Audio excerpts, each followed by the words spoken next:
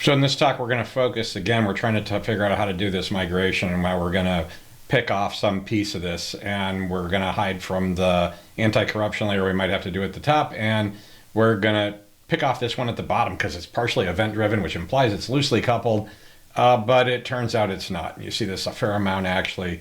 There's a API that some systems call to cause work to be done, and there's also a looser coupled event-driven or command-driven approach that's driving some kind of processor, and the API and the processor actually have the same they have the same business rules in them, right? Because they're actually doing the same thing. One's kind of an offline, one's online.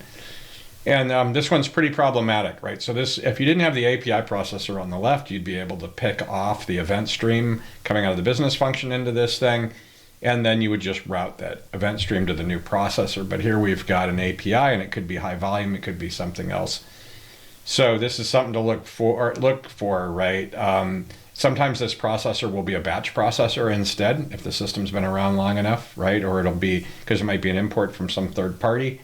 One of the goals here would probably be approach, since we would have to do an anti-corruption layer and a processor here, is to split this out. We could break out the API tier into its own piece and have it post events and then look for replies on the events maybe.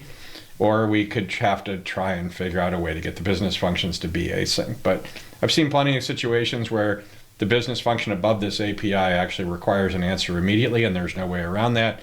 And so then the question is, how can you get around that? How can you break the coupling? We really want to be able to do this thing on the right in the green with the events. And so you just have to look for an approach to see if you can figure out a way to convert this into a single operation style.